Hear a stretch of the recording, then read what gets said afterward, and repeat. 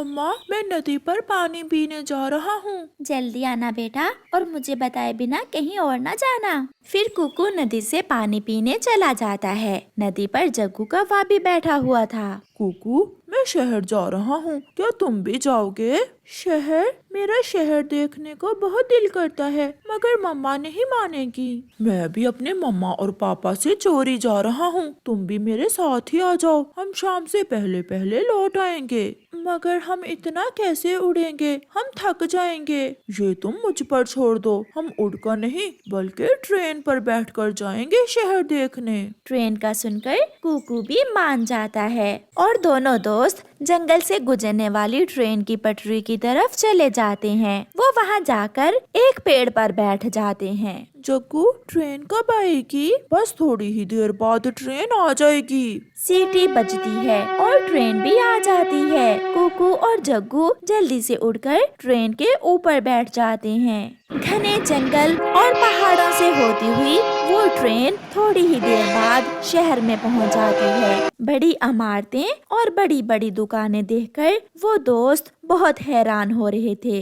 कुकू, देखो कैसे इंसान अपने अपने कामों में लगे हुए हैं। मैं तो पहली बार शहर को देख रहा हूँ। यहाँ भी पक्षी होते हैं? पहले यहाँ पक्षी ही रहा करते थे, मगर इंसान ने जंगल काट कर यहाँ बिल्डिंग्स बना ली। और मम्मा कहती है कि एक कौवे ही हैं जो शहर में आते जाते हैं, बाकी के पक्षी बहुत कम आते हैं यहाँ। फिर वो एक बड़ी इमारत के ऊपर जाते हैं। ये सब उनके लिए बहुत अजीब था। कुकू की मम्मा अपने घर के बाहर बैठी हुई अपने बेटे का इंतजार कर रही थी जब कबूतर वहाँ से गुजरता है। कबूतर भैया, मेरा बेटा नदी पर गया था, क्या आपने देखा है उसे? नदी पर नहीं, मगर वो तो जग्गू कौवे के साथ ट्रेन की पटरी की तरफ जा रहा था। ये सुनकर मम्मा चिड़िया परेशान हो जाती है। कबूतर वहाँ से चला जाता है। शाम हो जाती है। जग्गू और कुकू अब घूम घूम कर थक गए थे। यार जग्गू, चलो अब घर चलें, मम्मा परेशान होंगी। फिर कुकू और जग्गू वापस ट्रेन की पटरी की तरफ जाते हैं, मगर वहाँ तो कई ट्रेनें खड़ी थीं। उन्हें समझ नहीं आ रही थी कि अब वो किस ट्रेन पर बैठें। जग्गू, किस ट्रेन पर बैठना है, क्या मालूम है आपको? कुकू, मुझे तो कुछ समझ नहीं आ रहा। फिर वो वहाँ से गुजरते हुए एक कौवे से पूछते हैं, अंकल अंकल, पहाड़ों वाले जंगल में कौन सी ट्रेन जाती है? मुझे क्या मालूम, मैं तो सागर वाले जंगल में रहता हूँ। वो कौवा वहाँ से चला जाता है। कुकू रोने लग जाता है। मैंने आपको मना किया था, मगर आप अपने साथ मुझे भी ले आए, अब मम्मा परेशान होंगी। मुझे याद आ रहा है, हम उस दिशा से आए थे, क्यों ना हम उड़कर चले जाएं? उड़कर हम तो सारी रात में भी नहीं पहुंच सकते। उधर मम्मा चिड़िया और गोरी कौवी सारे जंगल में अपने बच्चों को ढूंढ रही थी। जग्गू, जग्गू, जग्गू बेटा, कहाँ हो? कुकू, कुकू। चिड़िया बहन, मुझे तो ऐसा लग रहा है बच्चे ट्रेन पर बैठकर कहीं दूर निकल गए हैं। मगर कुकू तो मुझे बताए बिना कभी कहीं नहीं गया। आज सुबह जग्गू शहर जाने की जिद कर रहा था, हो सकता है वो साथ कुकू को भी ले गया हो। तो क्या अब हमें अपने बच्चों के पीछे शहर में जाना चाहिए? हाँ, हम पटरी के साथ साथ उड़ती हुई शहर जाती हैं। फिर मम्मा चिड़िया और गोरी कौवी पटरी के साथ साथ उड़ती हैं। पीछे से एक शहर जाने वाली ट्रेन आती है। वो दोनों उस ट्रेन पर बैठ जाती हैं। रात भी हो जाती है। गोरी और चिड़िया शहर पहुंच जाती हैं। फिर गोरी की नजर अपने बेटे जग्गू पर जाती है। जग्गू और कुकू दोनों एक लकड़ी के तख्ते पर बैठे हुए रो रहे थे। चिड़िया और गोरी कौवी वहाँ जाती हैं। जग्गू, चुप हो जाओ बेटा। कुकू बेटा, मैं आ गई हूँ आपको लेने। बच्चे रोते हुए अपनी अपनी मम्मा के गले लग जाते हैं। मम्मा, सॉरी, मुझे मालूम है हमने बहुत बुरा किया, मुझे माफ कर दे। मम्मा, हम फिर कभी ऐसा नहीं करेंगे। मम्मा पापा ही हमें सुरक्षित रख सकते हैं, हम अभी छोटे हैं। फिर मम्मा चिड़िया और गोरी कौवी अपने अपने बच्चों को लेकर वापस जंगल की तरफ उड़ती हैं। प्यारे दोस्तों, इस कहानी से हमें सीख मिलती है कि हमें अपने मम्मा पापा को बताए बिना कहीं नहीं जाना चाहिए। आपका धन्यवाद। जंगल में ठंड बढ़ गई थी। ऐसे ठंड के मौसम में छोटी चिड़िया बहुत परेशान थी, क्योंकि उसके घर की खिड़की भी टूटी हुई थी और दीवारों में से भी ठंडी हवा आती थी। मम्मा, ठंड लग रही है।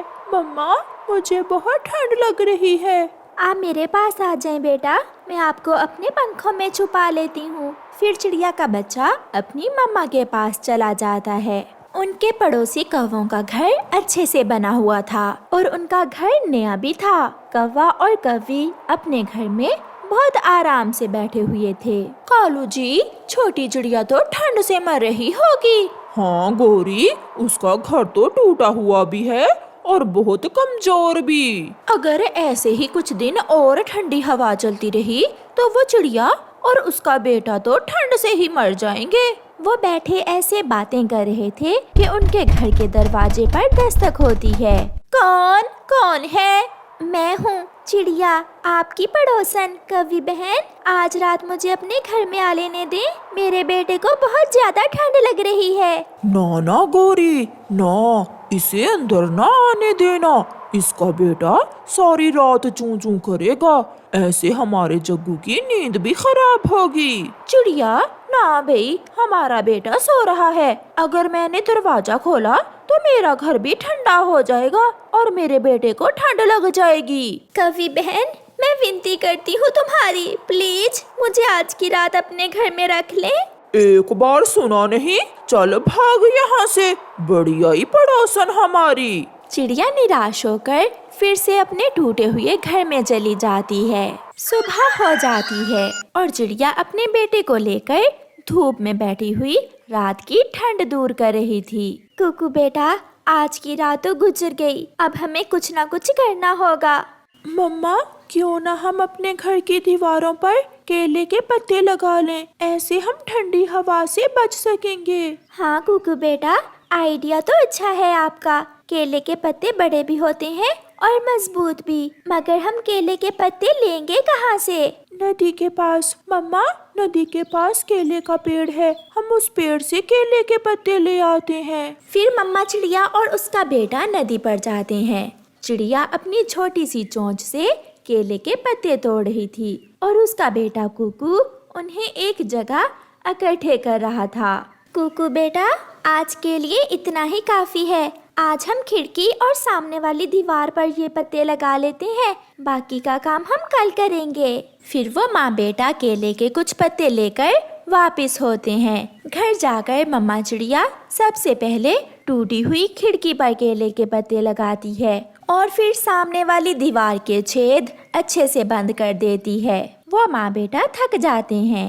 रात भी हो जाती है, मगर आज की रात उन्हें ठंड गुजरी हुई रात से थोड़ा कम लग रही थी। दूसरे दिन वो माँ बेटा फिर से वही काम करते हैं। वो सारा दिन केले के पत्ते ला ला कर अपने घर के बाहर लगाते रहते हैं और ऐसे शाम तक वो अपने घर को केले के पत्तों से अच्छी तरह ढक लेते हैं। कुकू बेटा, अब हम थोड़ी सी सूखी घास भी जमा कर लेते हैं, ऐसे हमारे घर के अंदर घोंसले भी गर्म रहेंगे। मगर मम्मा, सूखी घास कहाँ से मिलेगी? पहाड़ों के पास है सूखी घास। ऐसे वो माँ बेटा सूखी घास लेने चले जाते हैं। कालू, चिड़िया ने तो अपने घर की मरम्मत केले के पत्तों से कर ली है। हाँ गौरी, मगर चिड़िया को मालूम नहीं कि इस जंगल में अभी बर्फ भी गिरेगी, वो तो ठंड से जरूर मरेगी। कालू जी, हम ठंड के दिनों में क्या करेंगे? हम सूखी लकड़ियाँ जमा कर लेते हैं, हम उन दिनों में आग जलाकर घर को गर्म कर लिया करेंगे। फिर कौवा और कौवी सूखी लकड़ियाँ जमा करने लगते हैं। वो अपने घर के करीब से सारे ही सूखे हुए पेड़ काट लेते हैं और उन्हें उठा उठा कर अपने घर में ले आते हैं। गौरी, अब बस कर जाओ, अब तो घर में जगह ही नहीं बची। कालू जी, 2-4 और ले आते हैं सूखी लकड़ियाँ, कहीं ऐसा ना हो कि कोई और पक्षी ले जाए। ऐसे वो लालच में आकर कुछ और लकड़ियाँ अपने घर में रख लेते हैं। रात हो जाती है। चिड़िया अपने बेटे के साथ अपने घोंसले में बैठी हुई थी। उनकी लगातार मेहनत से उनका घर अब ठीक हो गया था। अब तो चिड़िया के घर में थोड़ी भी हवा नहीं आ रही थी। मम्मा, हमारी मेहनत रंग ले आई है। अब हम ठंड से बच सकेंगे। कौवा और कौवी भी अपना घोंसला लकड़ियों के ऊपर रखकर बैठे हुए थे कि तड़-तड़ की आवाज आती है और वो शाख जिस पर उनका घर था वो टूट जाती है और उनका घर गिर जाता है। भारी लकड़ियों के बोझ से उनका घर गिर जाता है। कौवा और कौवी बच तो जाते हैं मगर ठंडी हवा उनके शरीर को जमा रही थी। कालू, बर्फ तो गिरे या ना गिरे, मगर ये लकड़ियां हमें ले डूबी। मैंने तुमसे कहा भी था कि ज्यादा लकड़ियां ना लाओ। तुम भी तो मेरी एक नहीं सुनती हो। वो छोटी चिड़िया तो बहुत मजे से अपने घर में सो रही होगी। कौवा वहाँ से उड़ता है। कालू, कहाँ चले? मैं तो जा रहा हूँ चिड़िया की विनती करने। हो सकता है वो हमें अपने घर में आ लेने दे। रुको, मैं भी चिड़िया बहन से सॉरी कर लूंगी। ऐसे वो बड़े बड़े कौवे कमजोर चिड़िया के घर जाते हैं। प्यारे दोस्तों, इस कहानी से हमें सीख मिलती है हमेशा दूसरों की मदद करें, क्योंकि किसी समय हमें किसी कमजोर की भी जरूरत पड़ सकती है। आपका धन्यवाद।